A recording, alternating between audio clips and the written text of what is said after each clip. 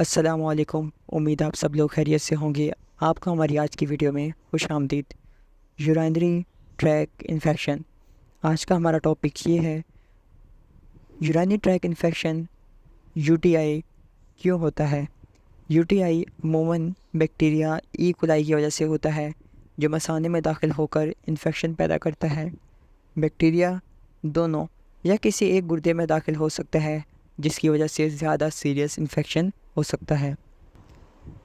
عمر بڑھنے کے ساتھ مثانہ کمزور ہو جاتا ہے، لچک میں کمی آ جاتی ہے جس کی وجہ سے آپ کو زیادہ بار واش روم جانا پڑتا ہے۔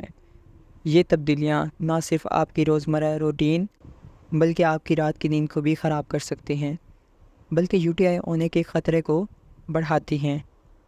نظام اخراج کیا ہے؟ پیشاب کے نظام میں شامل گردے، یوٹرس وہ نالیاں جو پیشاب گردے سے مثانے تک پہنچاتی ہیں، مثانہ اور یوریتھرا وہ نالی جس سے پیشاب جسم سے باہر خارج ہوتا ہے۔ UTI کا خطرہ برائے خواتین کو مردوں کے مقابلے میں زیادہ UTI ہونے کے خطرہ ہوتا ہے، تقریباً 30 گنا زیادہ۔